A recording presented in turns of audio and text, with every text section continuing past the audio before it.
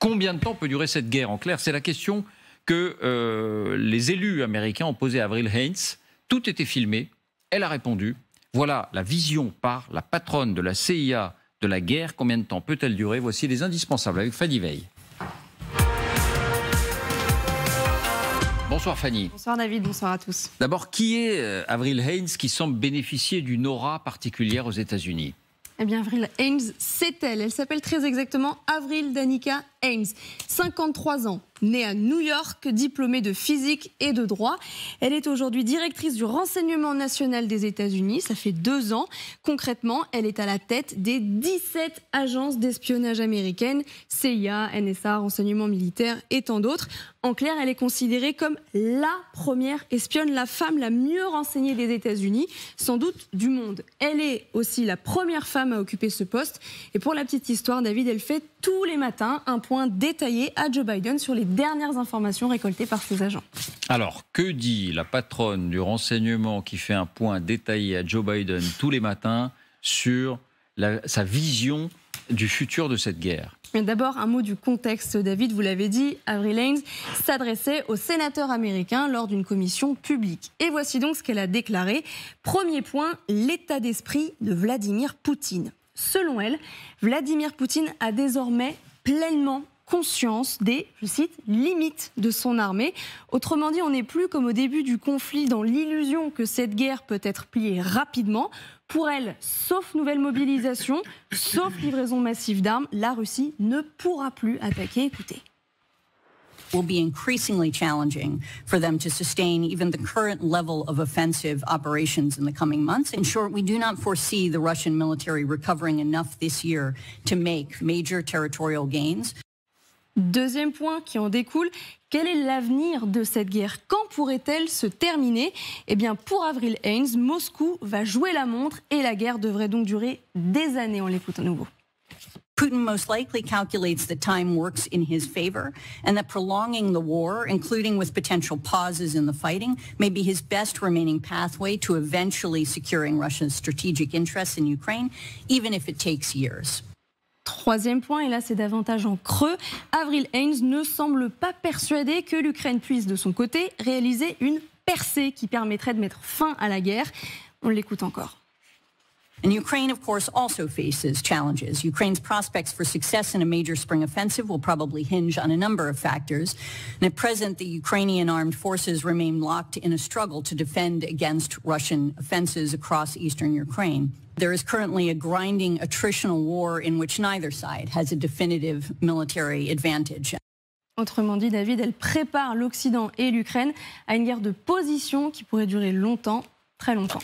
Il y a énormément de choses. Merci Fanny, il y a énormément de choses et on viendra dans un instant à l'essentiel. C'est-à-dire que si les États-Unis eux-mêmes ne pensent pas que la contre-offensive ukrainienne peut changer le visage de cette guerre, bon, je vois que vous avez des réserves. Mais d'abord, non, je voudrais vous entendre sur la Russie, ce qu'elle dit de la Russie.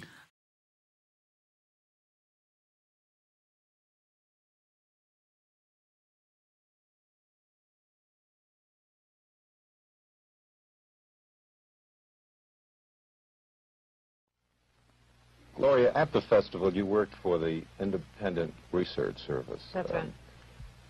Well, exactly when did your own association with the CIA start, and in what fashion? Did they come to you, or did you go to them? In 1958, when I came home from India, I discussed with student leaders, past and present, many of them active with the National Student Association, this kind of small foundation to encourage Americans to go. They thought it was a good idea too. I was then told by foundations and professors and friends that I should not do this, that I would get in trouble with the House Un-American Activities Committee, the American Legion, all of those 50s people. And I became convinced that it was impossible. It was at that point that the student leaders said to me that they had in the past received funds for international programs from the CIA, and that they felt that this was important and could also be partly funded by the CIA. Well, I mean, did you feel that you really tried? I mean, did you go around to all of the wealthy private foundations, wealthy private people, and explain your point of view, and explain why you felt it was important that the United States be represented at these things in a certain way. What did they tell you? They told me that, well, the Ford Foundation, for instance, told me that they thought we were too liberal and too controversial, and that we would endanger their cultural programs in Austria. I mean, the first festival was being held in Vienna. It was not encouraging at all. And the private individuals to whom I went often had particular points of view to put forward, which would have been much, much more restricting than the CIA funds were, which were free. I mean, no one was told what to say. What do you mean they were free? You mean to say it was easier for you to work for the CIA than a private organization? That's right. And the reason I think that comes as a surprise, as it did to me at the time. I mean, I had the conventional liberals' view of the CIA as a right-wing incendiary group, and I was amazed to discover that this was far from the case, that they were enlightened, liberal, nonpartisan activists of the sort who characterized the Kennedy administration, for instance. You have not been working now for the CIA since 1962. Mm-hmm. You still criticize.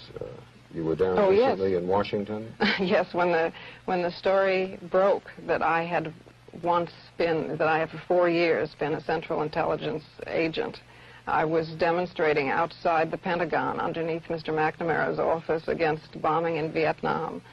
And this didn't precisely fit with the image of a CIA agent, but then neither does the CIA.